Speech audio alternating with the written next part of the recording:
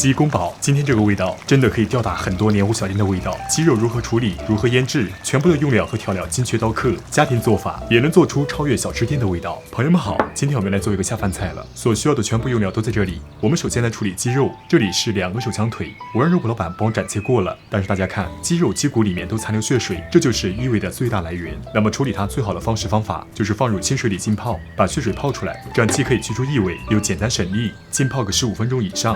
鸡腿放在一旁浸泡，我们现在来切个爆锅料，就是葱姜蒜。葱呢，使用洋葱会更适合这道菜。从中间切开，然后切洋葱块，4颗大蒜，中间切一刀就好，切成蒜块。一片姜，同样切成姜块。如果你很讨厌姜的话，也就整片的放入，这样做好之后可以直接挑出来。那么都切好之后放在一旁备用。现在来切2个配色的辣椒，切滚刀块就好，形状不做要求。接下来是香菇，去除根部，根部比较老，所以给它去除，然后简单切片。那么辅料切好之后，鸡腿肉也浸泡差不多了，我们给它清洗，然后取出控水，准备腌制。1勺沙茶酱，1勺柱侯酱，1勺老抽用来上颜色，一点点的13香。勺子里的量大家可以作为参考，因为这个柱侯酱是灵魂，我推荐是放的。如果你们家里没有这个调料，可以换成甜面酱或者生抽，但是辣样味道就变了。我们给它抓捏腌制，这个腌制手法没有要求，不停的抓捏就好，抓捏个2到3分钟，把调料吃进鸡肉里。那么腌制好之后放在一旁备用。点火，开大火，锅中下入食用油，这个油量要稍微多一点，我们用来煎鸡肉。然后我们把油涂满锅壁，把油加热至冒烟，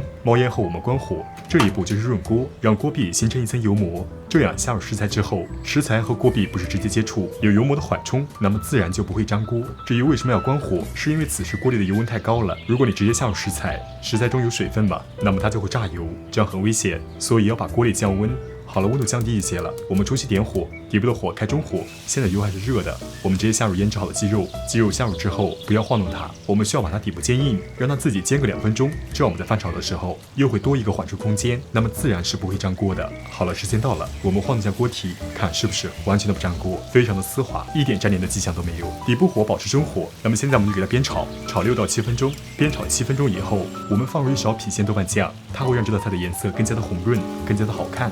其次呢，也是增加酱香味，然后把豆瓣酱煸炒2分钟。煸炒过后，我们下入葱姜蒜，一起爆香，给葱姜蒜煸炒个30秒，给它们的香味炒出来，然后加入热水，这个水量稍微多一点，大概是没过鸡肉，因为等下还放泡面嘛，它非常的吸汤汁。下入切好的香菇，下入丸子，给它们混合均匀，然后盖上盖子，底部的火开中火，炖煮15分钟。好了，时间到了，揭开盖子，放入配色的青红辣椒。如果你想更有香味一点，在这一步还可以放点洋葱，它们都是增香味的。然后给它们混合一下，中间掏个洞洞，放入面饼，继续盖上盖子，焖煮个3分钟。好了，时间到了，哇，真的很浓郁，搅拌一下，味道真的很无敌，我强烈推荐，所以快去试试吧。